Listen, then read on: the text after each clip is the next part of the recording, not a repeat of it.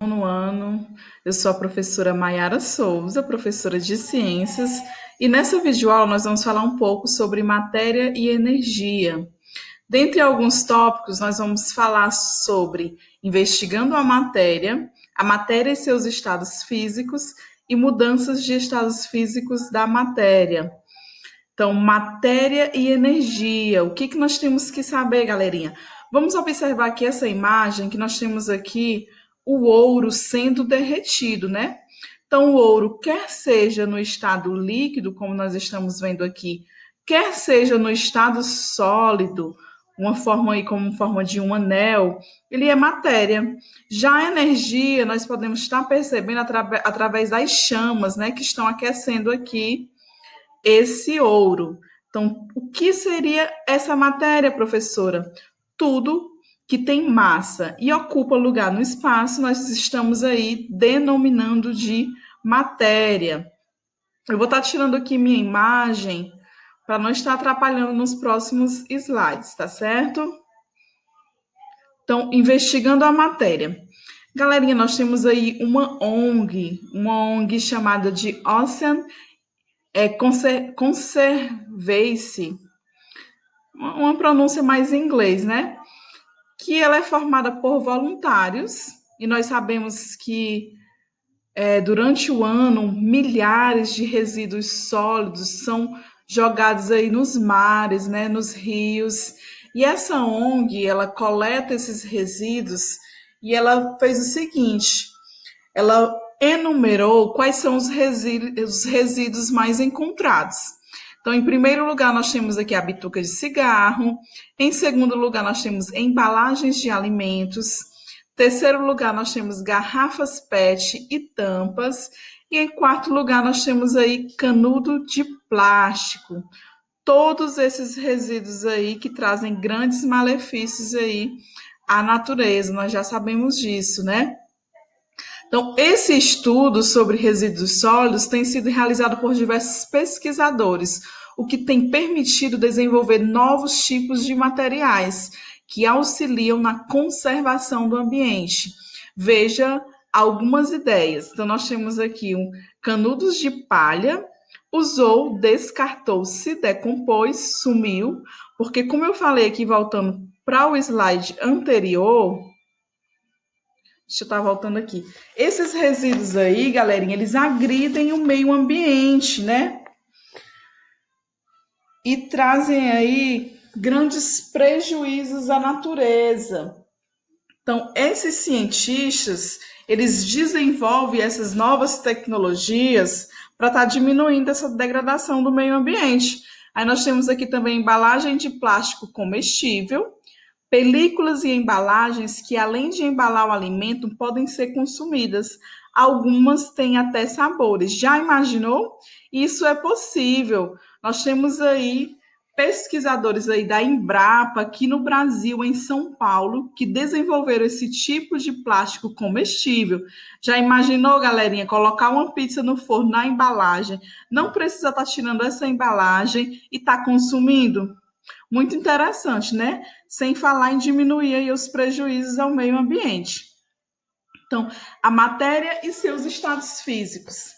Até agora, em anos anteriores, séries anteriores, nós estudamos a matéria do ponto de vista macroscópico, né? Agora nós vamos estudar a matéria de forma reduzida. É o que nós chamamos aí de matéria microscópica. Essa matéria, galerinha, ela não pode ser vista a olho nu. Nós vamos ver nas futuras aulas. Mas observando aqui essas imagens, nós temos aqui pneus de carro sobre asfalto, céu com nuvens, nós temos aqui relâmpagos no céu em São Paulo, SP, e petróleo sendo extraído nos Estados Unidos em 2018. Nós podemos dizer que em todas essas imagens aqui nós temos apenas matéria? Não, nós não temos apenas matéria, né? Se nós observarmos aqui a luz do sol, ela não é matéria. Nós temos aqui um relâmpago também que não é matéria, é energia elétrica. Eu acabei de falar para vocês que matéria é um objeto que tem massa e ocupa lugar no espaço, e nós temos também a luz aqui dessas lâmpadas. E nós vamos ver com mais detalhes esses estados físicos da matéria. A matéria ela pode ser encontrada no estado sólido, líquido e também no estado gasoso. Nós vamos ter aí mais dois estados, mas nós não estudamos no ensino fundamental e nem no ensino médio. Na verdade, nós estudamos aí só em cursos superiores. Então, nós podemos observar o seguinte: o canudo é sólido, o suco é líquido e o ar dentro do copo é gasoso. Então, nós podemos estar analisando aqui o arranjo dessas partículas, né? Observem que a matéria no estado sólido, as suas partículas, elas estão mais próximas umas das outras. Elas estão ocupando aqui menos espaço, né? Se eu tiver uma certa quantidade de matéria no estado sólido, as partículas vão estar bem próximas. Quando eu tenho uma certa quantidade de matéria no estado líquido, as partículas elas já estão mais afastadas, né? Em comparação com o estado sólido. E quando eu venho aqui para a matéria no estado gasoso, elas vão estar mais afastadas ainda. Então, eu posso estar concluindo o seguinte: a matéria no estado sólido, ela tem forma bem definida. Já a matéria no estado líquido, ela não tem forma definida. Ela vai se adequar à forma do recipiente que a contém. E quando eu vou para o estudo da matéria no estado gasoso, ela não tem forma definida e ela também não tem volume definido, por causa desse arranjo aqui das suas partículas. Então, nós vamos ver as mudanças de estados físicos da matéria. As mudanças de estado físico da matéria, galerinha, são fusão, solidificação, vaporização, condensação e sublimação. O que é essa mudança chamada de fusão? É quando a matéria ela sai do estado sólido e passa para o estado líquido. E o que é a solidificação? É o inverso. Ela sai do estado líquido e passa para o estado sólido. Agora vamos aqui para a vaporização. A vaporização, a matéria, ela está no estado líquido, mas ela passa para o estado gasoso. E a condensação é o inverso. A matéria está no estado gasoso e ela passa para o estado líquido. E o que é a sublimação? A sublimação vai ser a passagem direta do estado sólido para o estado gasoso ou vice-versa, né? Do estado gasoso para o estado sólido. Quando eu falo passagem direta, galerinha, eu estou dizendo que uma matéria sólida, ela vai se tornar aqui no estado gasoso sem passar pelo estado líquido. E agora nós vamos estar vendo com mais detalhes essas mudanças aí de estado da matéria. Então, nós temos aqui, primeiramente, sobre a fusão e a solidificação. Nós vamos pegar como referência, galerinha, a água, tá certo? Quando nós retiramos aí pedras de gelo do congelador, do freezer, e nós colocamos em um recipiente a temperatura ambiente, e se nós formos aguardar alguns instantes, nós iremos perceber que essas pedrinhas de gelo irá derreter. Então, nós podemos concluir que nesse momento aí está ocorrendo a fusão do gelo. Como, professor? O que é essa fusão? O gelo ele vai estar passando do estado sólido para o estado líquido. Por que que isso acontece, galerinha? Durante esse processo, as partículas que formam aí o gelo, as pedrinhas de gelo, elas vão receber energia térmica do ambiente, vão estar variando a sua temperatura. Por isso que vai ocorrer um aumento aí gradativo em sua agitação, na agitação aí das partículas do gelo. Devido a essa interação que vai ocorrer, as partículas elas vão diminuir, elas vão ficar mais distantes entre si e a água ela vai perder sua forma sólida e ela vai ocupar aí o espaço do recipiente em que se encontra. Por isso que nós falamos que ela não tem uma forma bem definida. É importante a gente estar falando, galerinha, que a água é uma das poucas substâncias que nós temos na natureza, que quando ela atinge aí seu ponto de solidificação, as suas partículas elas se afastam, Por que que elas se afastam, professora? Porque há uma formação de ligações entre elas. O que isso quer dizer? Isso quer dizer que se eu tenho uma determinada massa de água e essa massa passa para o estado sólido, ela vai ter um volume ampliado, ela vai aumentar o seu volume, o que vai reduzir a sua densidade. E é por isso que nós vamos ter aí o gelo flutuando na água. A substância é a mesma. É importante a gente estar frisando que nessas mudanças de estado e físicos da matéria, a composição das substâncias elas não mudam. E é por isso também que nós temos aí alguns exemplos de quando nós colocamos algumas garrafas, algumas jarras com água no congelador, depois de um certo período que a gente vai lá, a gente percebe que a garrafa ela trincou, né? Ela quebrou. É por causa dessa mudança aí do volume da água quando ela passa do estado líquido para o estado sólido. Nós temos aqui um gráfico onde nós vamos analisar curvas de temperatura da água na fusão. Então, nós vamos observar o seguinte, ó. Na horizontal, eu tenho aqui o tempo que está sendo dado em minutos. O tempo está variando de 0 a 25 minutos. E aqui no eixo da vertical, eu tenho a temperatura, ó, que vai de menos 10 graus Celsius até 10 graus Celsius. Então, se eu observar aqui nos 5 primeiros minutos, a água ela está a menos 10 graus Celsius, ela está a 10 graus Celsius negativa. Então, ela está no estado sólido. O que acontece? Ela começa a receber energia térmica, há uma variação de sua temperatura. Então, essa temperatura vem depois de algum tempo. Olha qual é a temperatura da água, galerinha. Ela vai estar marcando aqui 0 graus Celsius. Então, nesse momento, nós vamos ter uma passagem aí do estado sólido para o estado líquido. Isso vai demorar entre 5 e 15 minutos, né? Nós vamos ter aqui esse intervalo de tempo que ela vai estar aí a 0 graus Celsius. Depois disso, a água que estava no estado líquido, ela começa a receber aqui energia térmica. A temperatura vai aumentando. A temperatura estava a 0 graus Celsius, então ela começa a receber energia térmica e a temperatura começa a aumentar. Sai de 0 graus Celsius, vai para 5 graus Celsius e assim sucessivamente. Então, nós temos aqui o que nós chamamos de curva de temperatura da água na fusão. Lembrando aí que depois que a temperatura aumenta, né, de 0 graus Celsius, ela vai passar aí para o estado líquido, né? Então, vamos observar o seguinte, nessa imagem aí, nós temos uma forminha com gelo, né?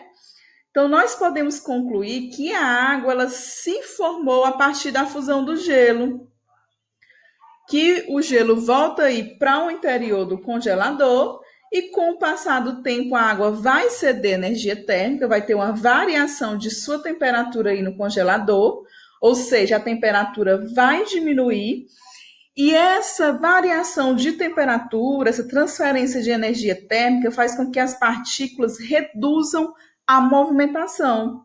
Então, vai estabelecer ligações entre si e a água vai estar passando do estado líquido para o estado sólido. Esse processo aí é que nós chamamos de solidificação da água. Lembrando, galerinha, que a temperatura de solidificação da água é a mesma da fusão. É 0 graus Celsius ao nível do mar. Porque por causa da pressão. Vou falar mais na frente essa questão da pressão, tá certo? Então, nós temos aqui nesse gráfico a curva de temperatura da água na solidificação. Então, analisando aqui, nós temos o seguinte: nós temos a temperatura, que está variando de 10 graus Celsius negativos a 20 graus Celsius, e nós temos o tempo que está sendo dado em minutos, né? O tempo varia de 0 a 35 minutos. Então, a água a 20 graus Celsius, ela está no estado líquido. Só que o que está acontecendo? A temperatura está caindo, está diminuindo. Isso significa que ela está cedendo energia térmica. Depois que passam aqui 20 minutos, a temperatura da água atinge 0 graus Celsius. Então, nós vamos ter no intervalo de tempo entre 20, deixa eu voltar, passou aqui. No intervalo de tempo entre 20 e 30 minutos, nós vamos ter aí uma mudança do estado líquido para o estado sólido. Nós vamos ter aí o que nós chamamos de solidificação da água. Com o passar do tempo, a água no estado sólido, ela continua cedendo energia térmica, perdendo energia térmica, está continuando variando sua temperatura, a temperatura está diminuindo, chegando aqui ó, a 10 graus Celsius negativo. Então, ela continua no estado sólido com o passar do tempo. Agora nós vamos falar um pouquinho sobre vaporização e condensação, galerinha. O que é essa vaporização? A vaporização vai ser a passagem do estado líquido para o estado gasoso. A vaporização, ela é dividida em dois processos, que é o chamado de evaporação e o que nós chamamos também de ebulição. O que nós podemos observar nessa primeira imagem? Nós temos aí um copo com água. Imagine que esse copo com água é exposto à luz do sol. Após algum tempo, nós vamos perceber que há uma diminuição da quantidade de água no seu interior. Por que isso acontece? A energia térmica que é fornecida pelos raios solares aumentou a agitação das partículas da água, houve uma mudança aí de temperatura, a interação entre as partículas aí da água diminui e quando chega a um determinado momento, algumas partículas começam a se desprender para o ambiente. É o que nós vamos ter aí a passagem, como eu já falei, para o estado gasoso. E também vai ser reduzido o volume do líquido. Olha aí na terceira imagem aqui, a quantidade de líquido que restou aqui no copo. E também nós podemos pegar água e aquecer a água sob a chama de um fogão, que é o que nós temos aí nessa ilustração. Ela vai sofrer também vaporização, mas o que está acontecendo aí? Nós vamos ter uma maior quantidade de energia térmica fornecida, ou seja, essa velocidade aí de passagem do estado líquido para o estado gasoso vai ser maior, vai ser muito mais rápido, e esse processo aí vai ser chamado de ebulição. Foi o que eu acabei de falar. Ó. A vaporização é dividida em evaporação, que ocorre aqui em condições naturais no meio ambiente, e a ebulição, que ocorreu com a ajuda aí das chamas de um fogão. É um processo muito mais rápido. E nós podemos aí também estar observando, galerinha, a tampa da panela aí da fotografia. A gente pode estar considerando o seguinte: a tampa ela não entrou em contato com a água. E de onde foi, professora, que surgiram essas gotinhas aí? O que está acontecendo aí? Essas gotinhas aí ocorrem porque as partículas de água que se desprendem da superfície do líquido, que se encontra no estado gasoso, possui grande quantidade aí de energia térmica, uma grande variação aí de temperatura. Por que há essa grande variação de temperatura? Porque a chama do fogão está fornecendo aí essa energia térmica, né? Então, quando entra em contato com a superfície mais fria, que nesse caso, qual é a superfície mais fria? Vai ser a tampa da panela. Nós vamos ter aí uma mudança de estado físico, que é o chamado de condensação. Ou seja, é a mudança do estado gasoso para o estado líquido, o que nós chamamos de condensação. Nós vamos olhar aqui a curva de temperatura da água na ebulição. Analisando aqui esse gráfico, ó, nós temos nesse eixo aqui o tempo que está sendo dado em minutos, o tempo está variando de 0 a 25 minutos, e nós temos a temperatura que está variando de 0 a 110 graus Celsius. Nesses primeiros minutos aqui, de 0 a 10 minutos, observa que a temperatura está aumentando, não é isso? Ou seja, a água que está no estado líquido, ela está recebendo energia térmica. Quando ela chega aqui a 100 graus Celsius, ela sofre a ebulição. Há essa passagem do estado líquido para o estado gasoso. A temperatura continua aumentando. Então, nós vamos ter que a água no estado gasoso, ela continua recebendo energia térmica, tá certo, galerinha? E outro processo que nós vamos ter aí é a sublimação. Nós temos aí uma fotografia com a sublimação do gelo seco. Esse gelo seco ele pode ser utilizado em laboratórios para estar resfriando amostras. Então, nós temos aí essa última mudança aí de estado físico, que pode ocorrer com a matéria, que é o que nós chamamos de sublimação, e é o processo que a matéria ela vai passar do estado sólido direto para o estado gasoso, como eu falei, não passa para o estado líquido nesse processo. E esse exemplo aí que nós temos é o do gelo seco. O que é esse gelo seco, professora? Esse gelo seco, na verdade, ele é formado por gás carbônico no estado sólido. Esse gás carbônico está a uma temperatura mais ou menos de 78 graus Celsius negativo.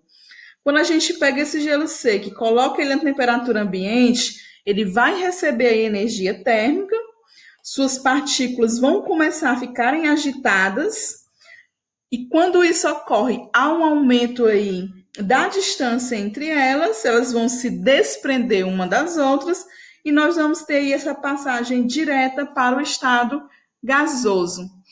Então, nós vamos falar agora, por último, sobre a pressão, que eu falei para vocês que a gente ia falar um pouco sobre a pressão e as mudanças do estado físico da matéria para estar finalizando a nossa aula. Nós temos aqui, galerinha, uma experiência que foi proposta aí para a gente estar entendendo uma situação. Nós já percebemos que os alimentos eles cozinham mais rapidamente em uma panela de pressão, não é isso? Por que que isso acontece? Como o próprio nome já diz, a pressão ela vai interferir sim na mudança de estado físico da matéria. Então, o que que aconteceu? Um professor, ele aqueceu uma porção com água em uma panela e em seguida ele pegou uma seringa. Ele segurou essa seringa com certa quantidade de água e lacrou aqui a abertura da seringa com uma massinha aí de modelar. Depois disso, ele puxou lentamente o êmbolo aqui da seringa e ele fez com que a pressão dentro da seringa diminuísse. Então, o que foi que eles observaram? Eles observaram que a água ela entrou em ebulição a uma temperatura menor que ela entra, né, ao nível do mar. Então, quando se diminui a pressão, então a temperatura de ebulição ela muda.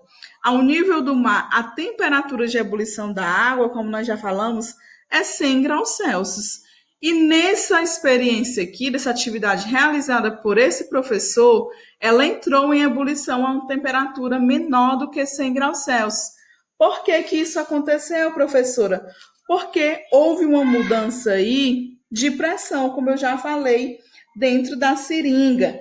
Quanto menor for a pressão, galerinha, em uma matéria, mais facilmente as suas partículas elas vão estar se distanciando, e quando isso ocorre, quando há um distanciamento das partículas aí da matéria, há essa passagem aí para o estado gasoso.